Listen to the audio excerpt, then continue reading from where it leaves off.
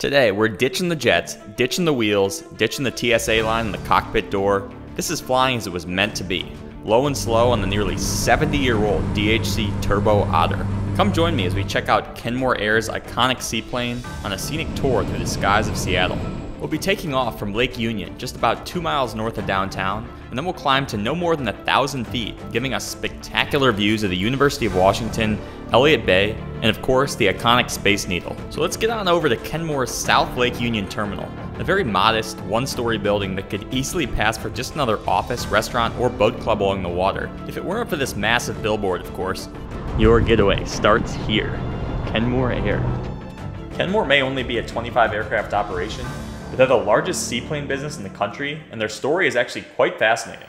Rewind the clock to 1947, just after World War II, and Seattle looked very different. There was no Starbucks, no Microsoft, no Amazon, no Space Needle.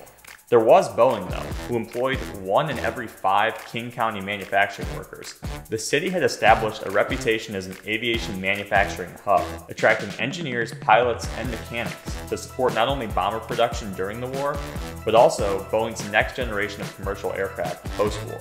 Among Seattle's residents at the time were 3 enterprising young fellas, 2 Pan Am mechanics and 1 ex-Air Force pilot, who saw an opportunity to fix up a float plane stuck on Lake Union and fly it for themselves. They paid $600 for the Aranca Model K, got it working in no time, and took to the skies. They used that plane to start a flight school, which still operates today. But over the years, Bob Monroe, who was left to run the company on his own after Jack died in a plane crash and Reg moved to California, helped Kenmore embark on other revenue-generating missions, supplying mining sites in remote Alaska, transporting government officials between naval bases in the Northwest, and ferrying fishermen to hotspots on Vancouver Island. Through the 50s and 60s, Kenmore operated some of the quirkiest planes ever made, including the Republic Seabee and Grumman Goose. Both could be landed on their bellies, making them suitable for crazy trips out on the glaciers and the Cascades. In the 70s, more people started buying their own planes, those who could afford them, of course, and Kenmore capitalized on it by spinning up a manufacturing operation. They weren't building planes from scratch, but they took old ones and made them better, famously re-engineering the de Havilland Beaver to fly farther and faster, with a new propeller and lighter battery. Kenmore's wizard mechanics also increased the cabin capacity, created more comfortable seats, and installed larger windows, making the Beaver a fantastic vehicle for charter flights to resorts across the lower British Columbia coast. In the 80s, Kenmore started scheduled passenger service to the San Juan Islands, a popular couples retreat and wildlife destination just south of the Canadian border. That service was a huge success, and Kenmore was able to effectively outcompete the only other real player in the market at the time, a company called Lake Union Air Service. Bob and his team acquired Lake Union Air in 1993, and by 1995, Kenmore Air's 50th anniversary, the company owned 22 seaplanes and was flying over 50,000 passengers per year. Sadly, Bob Monroe passed away in 2000, but his son, daughter, and grandchildren have been involved in the business for a while, and they took the torch like champs. Over the past 24 years, they've been great stewards of the business, growing the core seaplane operation and expanding into the land plane business in 2004, all while solidifying the company's reputation as a safe, dependable, friendly way to traverse the Seattle skies. My dad always believed in practicing the golden rule, treating other people the way you want to be treated. He did that with customers, he did that with employees, and I think that was one of the major contributors to the success of the company. And I will say, my experience has always been positive with family-owned companies that have been around for 75 years, so I was excited for today's mini trip with Kenmore. Boarding began approximately 10 minutes before departure. Thank you. Sheila and Peter? Yep. Perfect. Have a good flight, guys. Thank you. Hey, Jacob. Hello. Hi, how's it going? Doing good. Right there with me. Alright, thanks. So that was our pilot, and he'd be the only crew member aboard our flight. These planes are certified for single pilot operations, and it's actually very common, especially for these shorter VFR flights where the workload is relatively light.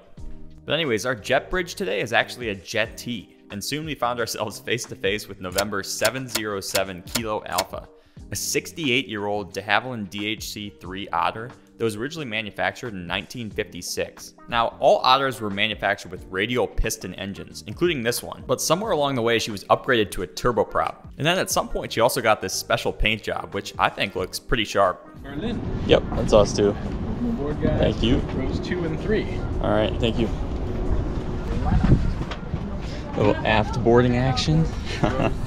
Smallest boarding door I've ever seen. And yeah, definitely no room to stand up in this 9-seat cabin. but we've got a nice 1-1 layout and everyone has direct aisle access, so that's a plus. Hold on.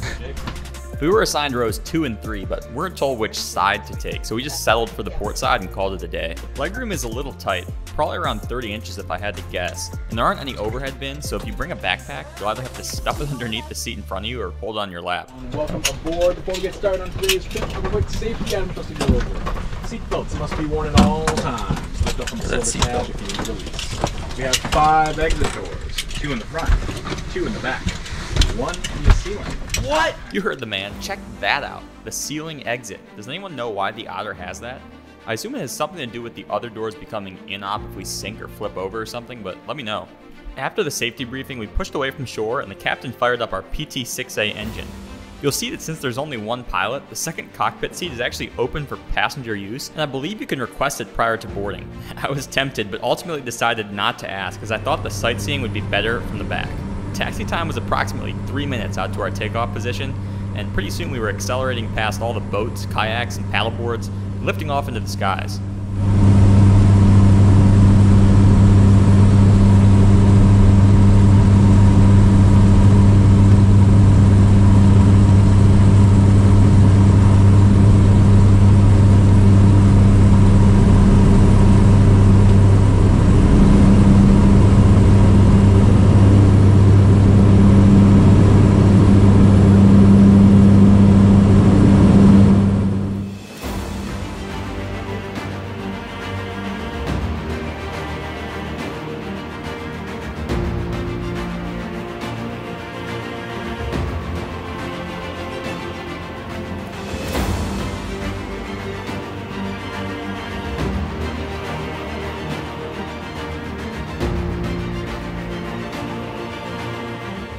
Our route took us northeast out over Lake Washington, then we looped back around and traced the various waterways out to Shilshole Bay.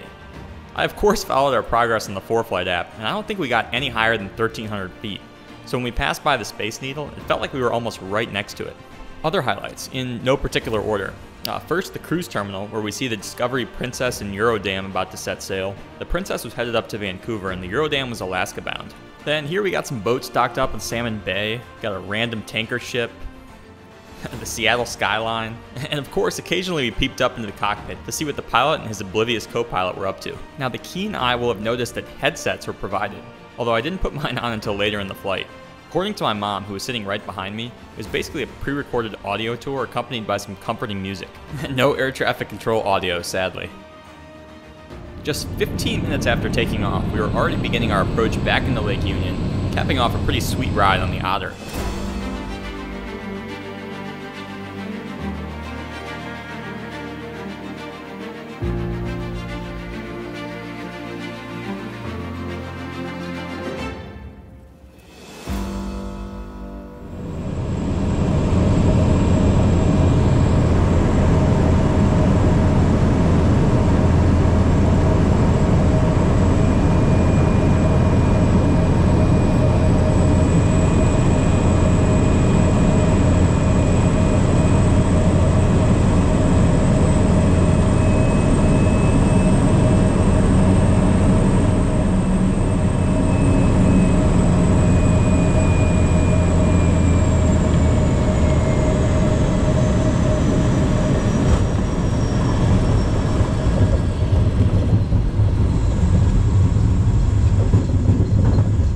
Now this may or may not be obvious to you, but seaplanes don't have brakes. The combination of friction between the pontoons and the water, plus the flaps configuration, slowed us down pretty quick. Interestingly, we landed facing south, which was the opposite direction we took off in, so the wind must have changed. But this also meant we didn't have to back taxi, as the Kenmore terminal is on the south side of the lake, so it was just another 3 minutes or so and we pulled up to the dock.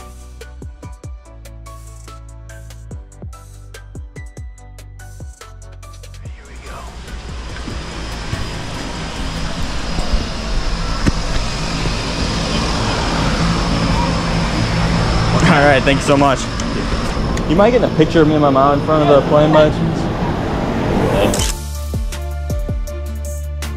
So that's the Kenmore Air Scenic Seaplane tour for you guys. If you've never been up in a single engine plane before, you gotta try something like this. It is a little expensive at $119 per person, But if you have a significant other or a family member that isn't deathly afraid of flying, I think this could be a sleeper pick for best way to spend 2 hours in Seattle. The views are great, yes, but the people are even better. From the ground staff to our pilot, who greeted each passenger by name and with a smile, even though he probably had to fly that same flight 4 or 5 times that day. So shout out to you, my friend. I'm gonna wrap things up there. Hope you enjoyed the foray into the float plane world, and I wish you the safest and happiest of travels wherever your journeys may take you. So long from Lake Union.